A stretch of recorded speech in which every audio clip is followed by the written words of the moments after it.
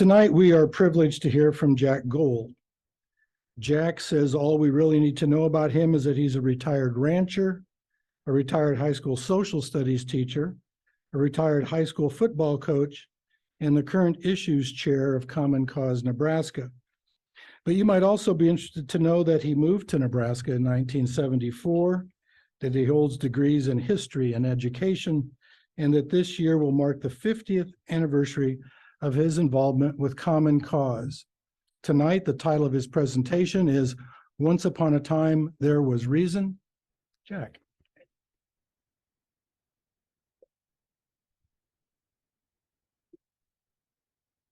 Want me to say a few words? Yeah. 1, 2, 3. I've got that down.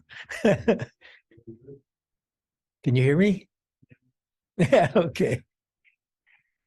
Well, we're doing a little experiment here because we're going to have the speech up there as we go through it. And the reason is that I may stumble around here, and some of this is a little on the complicated side when we talk about campaign finance reform, but this will make it a lot clearer than probably my words. So let me start by just saying the title, Once Upon a Time There Was Reason. One of the most reasonable parts of this was Bill Avery, who's sitting back here. That's nearly the originator of this bill, and that's kind of what we're going to be talking about as we go along. I joined Common Cause Nebraska, the state board, in 1985 in the midst of a major effort to deal with campaign finance reform.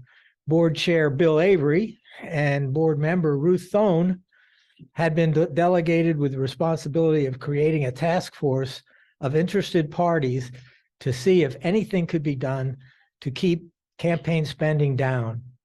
It was a major concern at that time that state legislative races were beginning to exceed $100,000. As a new board member, I was more of an observer than a contributor. But I was intrigued by the fact that Bill and Ruth had the confidence that the legislature could be convinced that the need for reducing the expenditures was there. They had formed a task force that included the League of Women Voters, and that was understandable, but it also, joining this task force was, very interestingly enough, Walt Radcliffe, the lobbyist, Dennis Bach, who was the, at that time, Speaker of the Legislature, Dwayne Ackley, who was one of the big trucking magnates. And these were people who I would never have expected to become part of this discussion. But Bill and Ruth were able to convince them to be part of it and to have input. The task force started by discussing the considering efforts that other states had been using to limit contributions rather than trying to limit expenditures.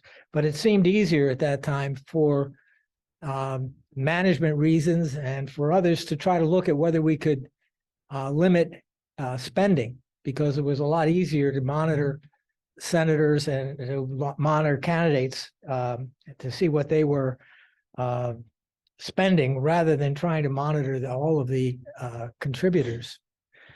So that became the mission, to try and find a way to limit campaign spending. The task force started the discussion over the campaign contributions. I'm kind of skipping through my notes here. Common Cause had always argued in favor of public funding of elections. We still do.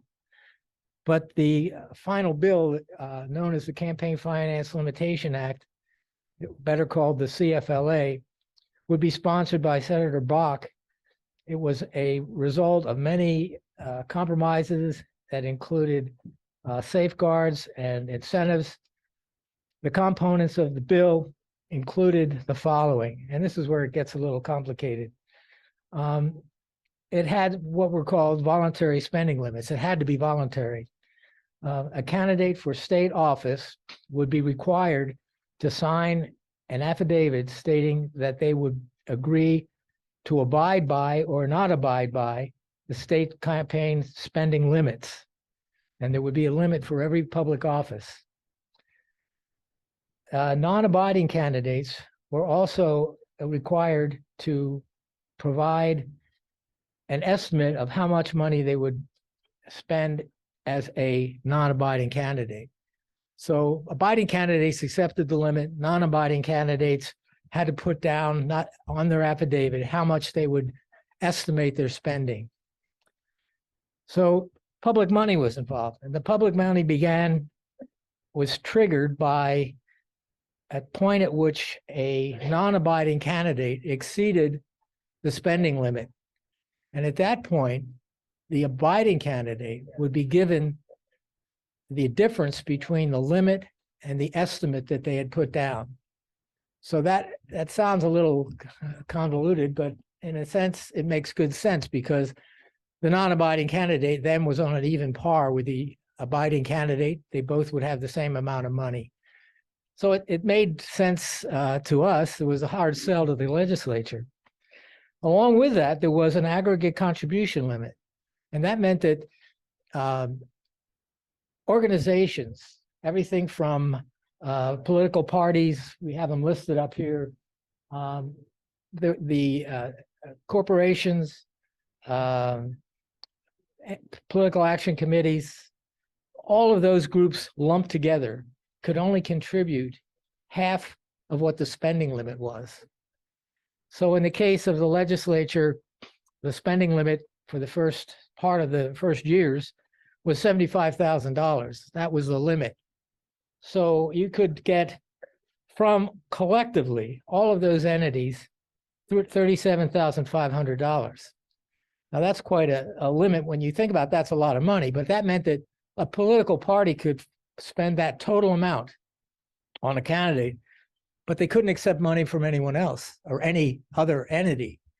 Now, the rest of the money was made up by private contributions, but you can see how that would affect elections, especially in this day and age, where a lot of the money is coming from corporations and PACs and all kinds of places. This put a pretty good limit on how that money was going to be handled and how you really limited those entities. The other last part of the bill that is most important was the fact that public dollars were going to be used.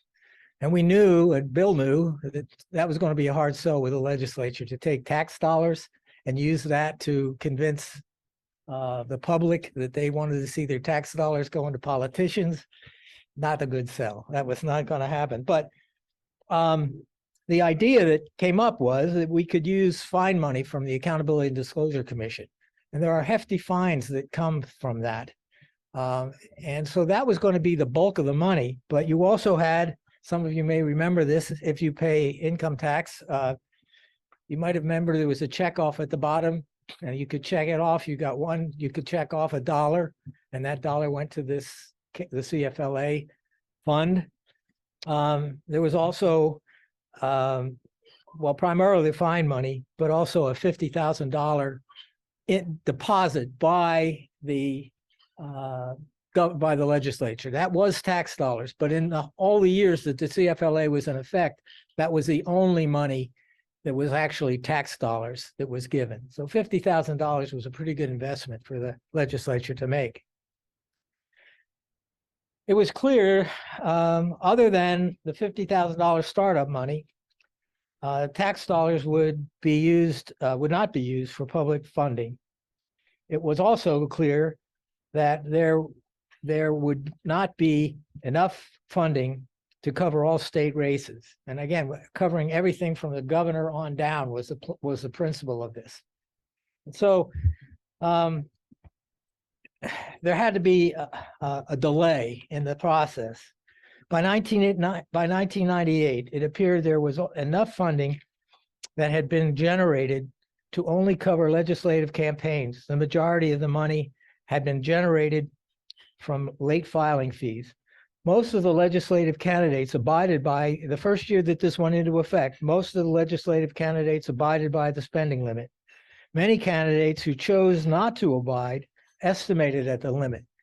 because there was opportunities along the election cycle when non-abiding candidates could increase their estimate.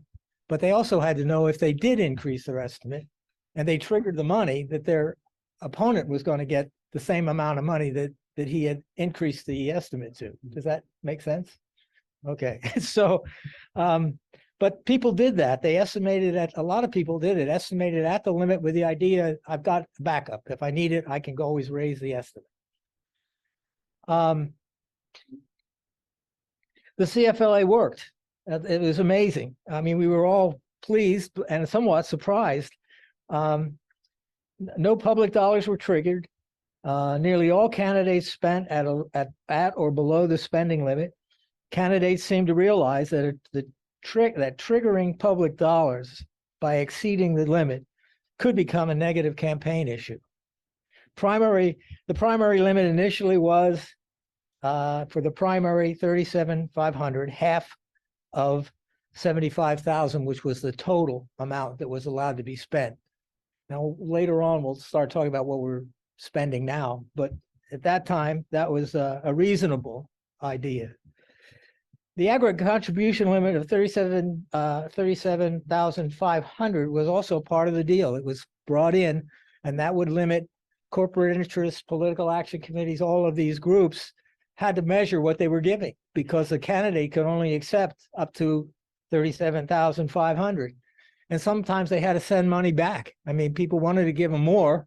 They wanted more influence, but they had to send checks back to the source. By 2000, there was enough funding to cover all state campaigns except the governor's race. And you can understand that when we're talking millions of dollars. The CFLA in its last year reached $1 million in the fund. But at this point, there was no chance because one campaign would wipe out the entire fund. From the time the election in 1995, Senator Brashear brought legislation to repeal and weaken the CFLA, claiming it made Nebraska look like a backwater state. That's his words on the floor. In his view, it was a violation of the First Amendment. And so every year that he was there, he brought legislation to repeal it. Common Cause and the League of Women Voters testified against Brashear's bill, and legislature proved reluctant to oppose something that might open the floodgates to campaign spending. But in 2000, a new threat appeared, and this was a really touching one. How many of you work for the University of Nebraska? Oh, pay attention. In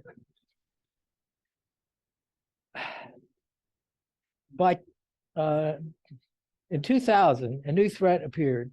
Dr. Randy Fairlick decided to run for the University of Nebraska Board of Regents. No one had ever spent over $50,000 to become a regent at the University of Nebraska. The campaign was particularly made complicated because of the fact that Rosemary Scrupa said that she would abide by the spending limit. But Randy Fairlick said that he was, on his statement, on his affidavit, said that he would spend $350,000 to become a regent.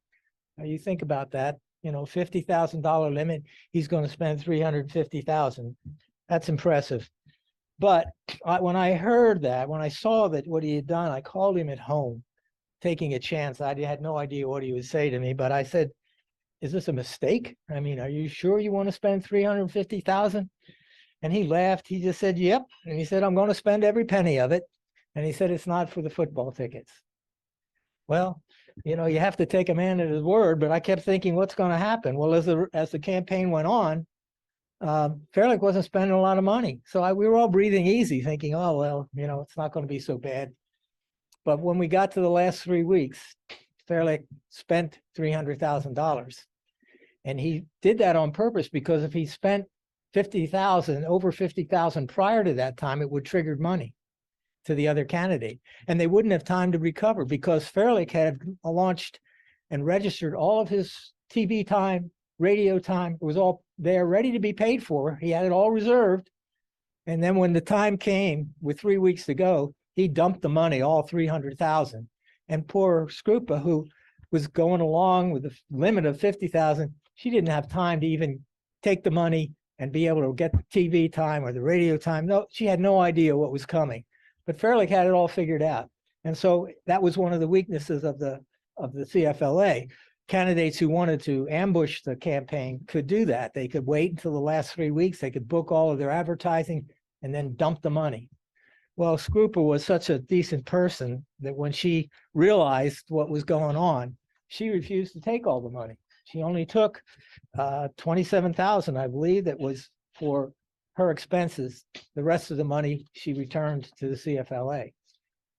That was not what Fairlick had in mind, nor was it what Brashear had in mind. They were planning at that point that they were going to drain the CFLA. As soon as I saw, well, we read through this, I'm kind of skipping. So that was a decisive campaign, and we started to learn a little bit about what people could do and how they could manipulate it. In 2002, the incumbent regent Nancy O'Brien was opposed by Howard Hawks for the university position, probably because she knew what had happened to Scrupa. She said she wasn't going to abide by the spending limit. Well, that took the CFLA out of the game, but she decided, she went out and actually spent $106,910 on her campaign. Hawks, on the other hand, came right out of the beginning. He estimated that he was going to spend $405,224. That's what he spent. He said he was going to spend $400,000. Now, again, no one had ever spent more than $50,000 to run for office. And here we got two guys already that are ready to break the bank and defeat the CFLA. In 2005, David Hergert came along. David Hergert ran for the position that Don Blank had held before. Blank agreed to go abide by the spending limit. So he was staying with the $50,000. Hergert, however, estimated at $150,000. So at that point, Hergert did a few things that were not in the best interest of the public. Let's put it that way.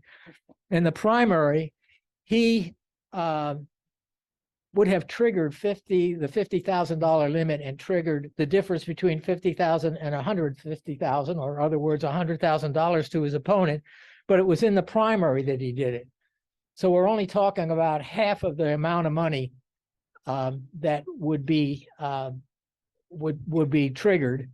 And as at that point, he failed to report that he had exceeded the spending limit, and that was required in the affidavit. So he was the money that would have been half of the 150,000. He got a portion of that. Accountability and Disclosure wasn't sure how to deal with it because they had never had this happen before, but some money went to Blank, and Blank had, knowing that this might happen, had already lined up TV and radio coverage. And so as soon as the money arrived, he paid the bill and they ran the ads, and Blank won the primary. Big victory. But the final election was ahead of him. And in the general election, Hergert decided if he held back all the reporting and didn't report anything until after the election was over, that he could still pull it off. So that's what he did. He didn't report anything that would have triggered the money. And I wasn't following it as close as I should have probably, but Senator Beitler was, and he knew that Common Cause was the driving force because of Bill behind this thing. He called me and said, you got to do something. These guys, he's breaking the limit. The money isn't there for Blank, and Blank, it waited till after the election, and Blank lost. He lost the election, and Hergert won by doing the same thing the others had done, pouring the bulk of his money into the last 3 weeks and then not reporting it. So Beitler wanted someone to file a complaint, and it's interesting. Organizations can't file complaints, so you have to have an individual. And so he called me because he knew my involvement with all this, and he said, would you file the complaint?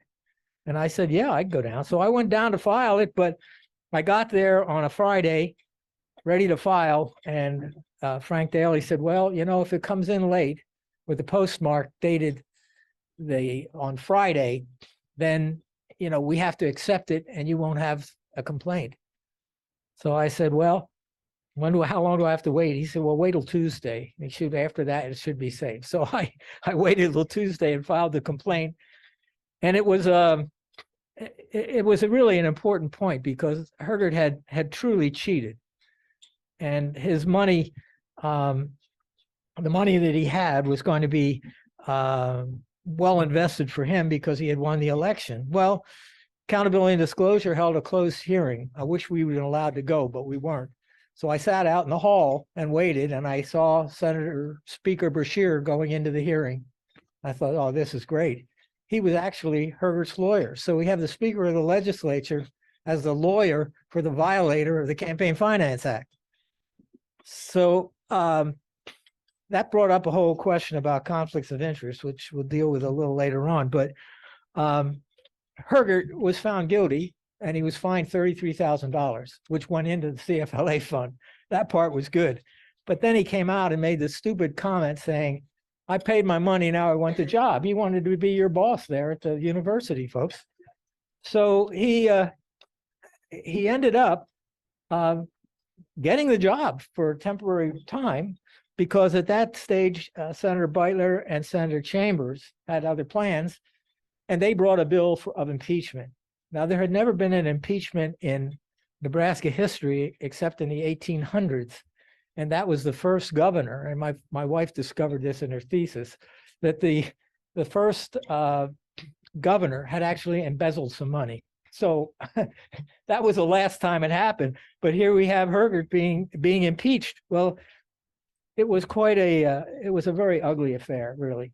Hergert, the legislature itself had to approve the impeachment. And on the floor, it was a battle. It was at times political, Republican versus Democrat. At times, it was just a question of decency. And it was during that debate, Brashear, Speaker, represented Hergert on the floor. So not only was he his lawyer, but he was leading the debate to defeat the impeachment. So this was getting a little annoying at this point. And I had gone up and wanted to file a conflict of interest statement violation. And unfortunately, in those days, they were all kind of kept secret. The senators would have a conflict of interest and they'd fill out a form and give it to Accountability and Disclosure, but it wasn't something that the public saw and you didn't know about it. You had to go up there and see if a senator had filed one. So I did. I went up and I thought, well, we're going to catch this guy. No, because he had listed all of his clients, his law clients, as a conflict. Therefore, in Nebraska law, once you declare the conflict of interest, you can do anything you want. You can talk on the floor, you can bring bills, you can oppose, you can do anything you want. And much of that still is that way. We did get, after this was all over, that they had to announce on the floor the conflict of interest when the bill came up, and that they had to post it in the daily bulletin that there was a conflict of interest. But that's the best we could do getting through the legislature. They wanted to protect each other. You can understand that, I guess. But what happened, Brashear was protected.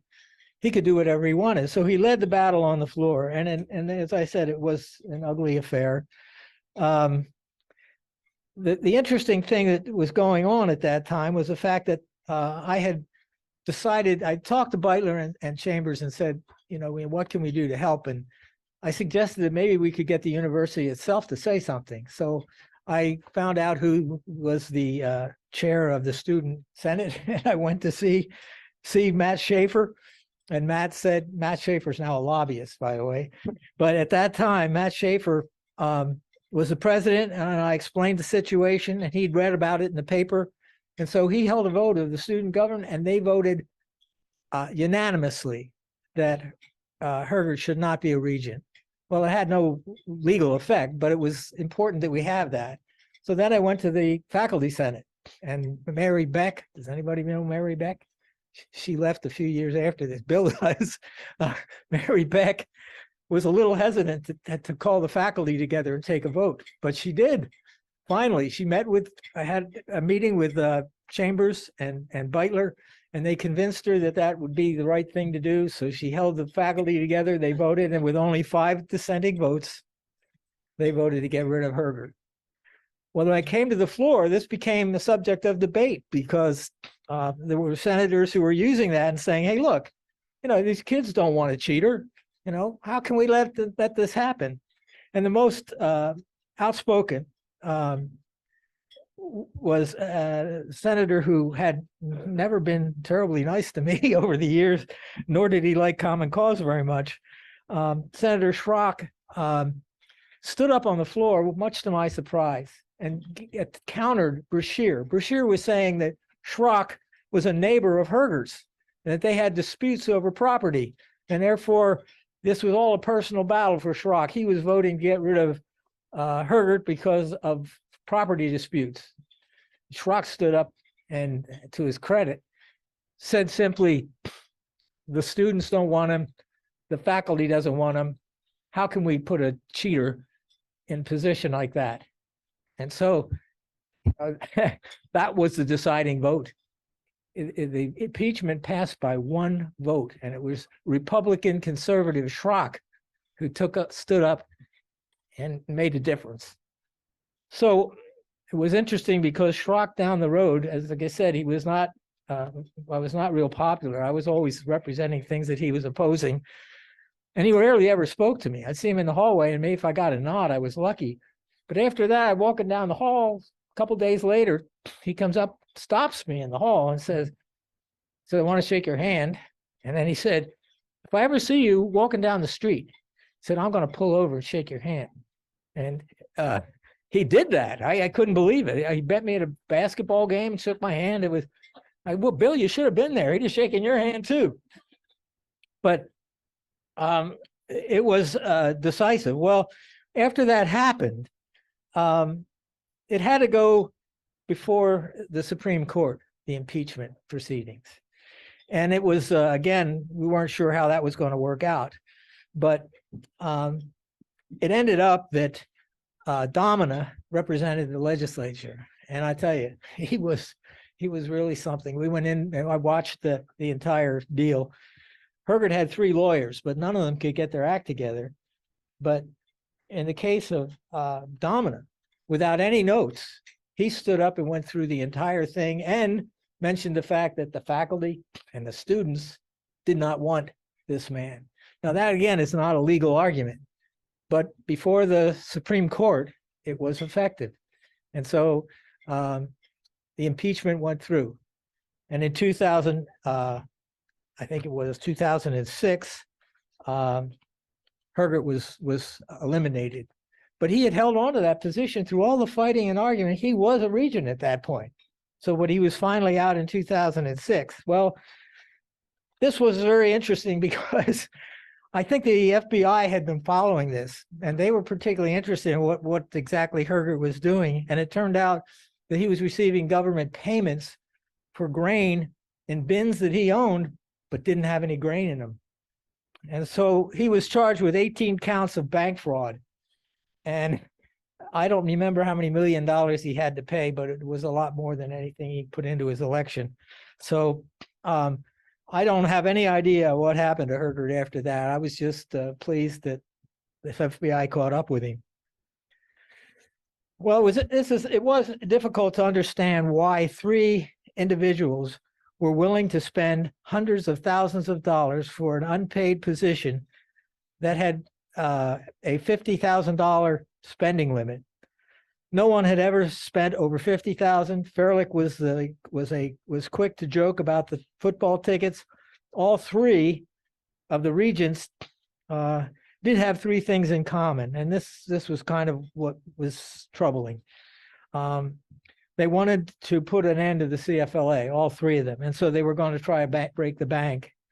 They were also campaigning against stem cell research, all 3. And they wanted the university to stop that. But the university had other ideas because they wanted to keep the federal money coming in and continue the research. The other thing is that they had they were committed in many ways to Brashear, who contributed to their campaigns, at least Hawks and Fairlick. And then he was the lawyer for Herger. So Speaker Brashear, the leading advocate, legislative ending, let's see, Brashear. Oh, Brashear's ties to all this was the fact that he was the leading speaker on the floor against stem cell research, against abortion. He had contributed to the campaigns. He was a lawyer. He was very much involved in all of this, but he still retained the position of Speaker of the House because even though he had the conflicts of interest, he was able to get away with this. In 2008 to 2011, Senator Beitler was able to tie the CFLA limits to the cost of living, which was important because over the years that it had been in place, the cost of printing, the cost of everything had gone up, and we were still hanging on to that $75,000 limit, and it just wasn't going to hold up. So Beitler, as wisely, came in with a bill that would link it to the cost of living, which would bring it to reasonable amounts. The CFLA continued to be attacked, and I'll mention the names of the guys. You can see them on the board. After Brashear stepped down and left the legislature, Adrian Smith picked up the battle. You all know Adrian. Yeah. Philip Erdman, that's the father of the current Erdman. He led the fight. Scott Laudenbaugh was extremely involved in trying to defeat the CFLA. But, you know, the league, to their credit, they came and the Common Cause came out and testified again every time in defense, and we were successful in blocking it every time they tried to repeal it. But by 2012, real disaster hit. In 2010, the Citizens United case and the Arizona Free Enterprise versus the Federal Election Commission, those two cases combined challenged the whole idea of a trigger. And the argument was that if you, the trigger itself was a punishment in the eyes of the courts. And they were saying that the non-abiding candidate would look terribly bad because he would be triggering public money to another candidate, and that wasn't fair. Well, it wasn't fair the other way either, but the courts ruled in their favor. And so that left us out on a limb. And it wasn't something that necessarily the Nebraskans were looking for the fight, but it came to their doorstep. And the Attorney General had to bring a case to challenge the CFLA. And it was interesting because the Secretary of State was also there to defend the CFLA.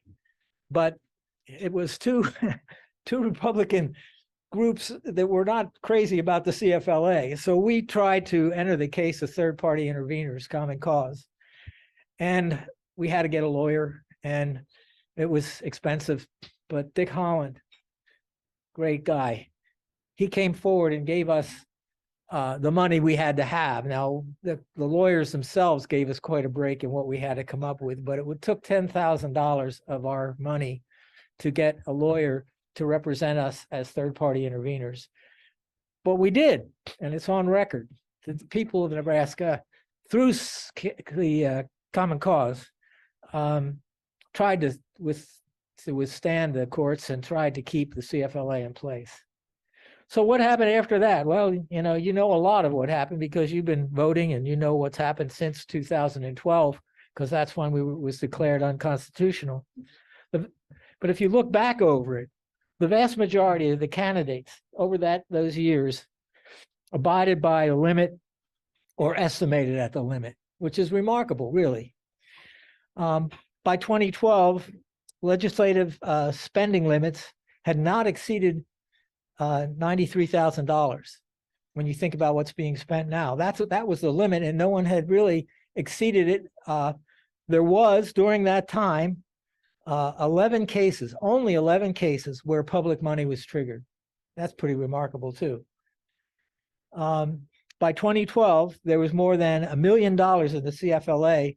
And at that point, we felt we could take on the governor's race. One bad move and we'd have lost everything. But I mean, there was real talk that we could do this. If we could continue the rate of building the money, we could do that. The aggregate contribution limit was very successful, and it was constitutional. But when they declared the act unconstitutional, it took the aggregate spending limits out of the picture. And so, we have tried many times to get some of this back. We've tried to get legislation that would at least deal with contributions. And I could tell you one incident where we had a senator, I don't know whether I should mention the name. They always get mad at me when I mention names.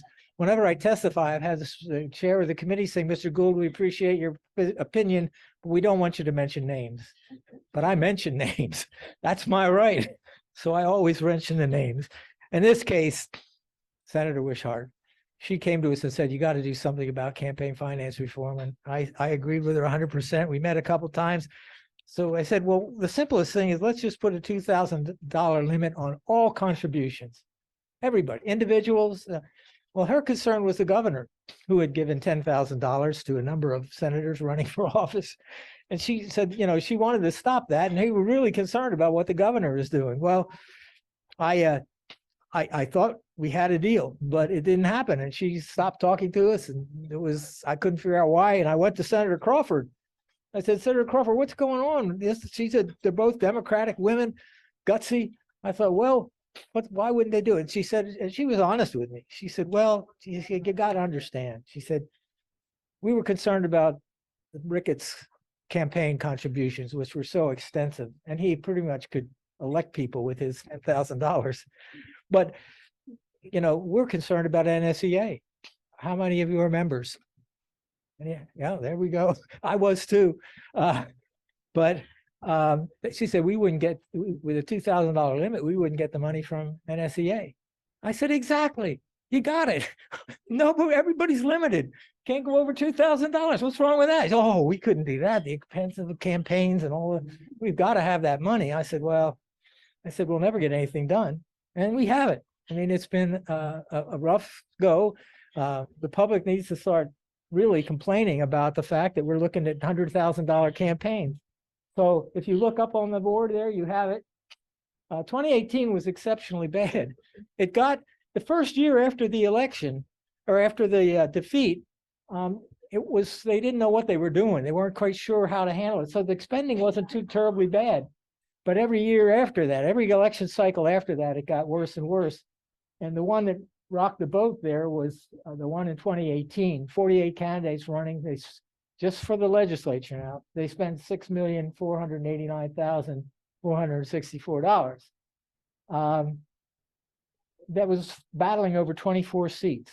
So there were multiple candidates running for these seats, but that's what their total expenditure was. 14 candidates spent over 100,000, 5 spent over 200,000, 3 spent over 300,000, 3 spent over 400,000. And that was, the 25, more than half of the people running exceeded the 100,000. And if you remember, 93,000 was the maximum limit that we had with the CFLA.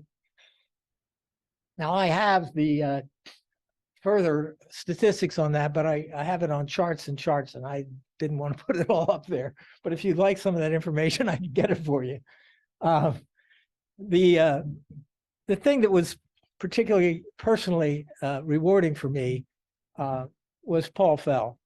Do you know Paul Fell? Raise your hand, Paul. Take a look at that. That's what Paul felt about Brashear and what Common Cause was doing. That hangs in a very prominent place at my house, just so you know. And what's interesting is that Paul gave that to Dick Herman to give to me. It autographed it and everything. Probably worth, I don't know, $100,000. At any rate, Dick Herman got it framed and at a Common Cause meeting gave it to me, which was really a very great thing. So that's what happened. That is the story of the CFLA. A lot of you probably never heard of the CFLA, but it was crucially important for about a 12-year period. And we have another person who was executive director of Common Cause during this whole struggle. Carl Eskridge is sitting here. Raise your hand, Carl. Yeah. He knows a little bit about how this all came about as well. Now, do you two guys want to contradict anything I brought out tonight? I mean, Bill, you got anything you want to say? No. No. Carl, you got anything to say? Uh-oh, here we go. No, the only thing I would say is, I mean, Jack, 50 years doing this work with Common Cause, speaking to people that don't want to hear him speak. What a tremendous servant he's been for our state. So let's hear it. All right. Thank you, Jack.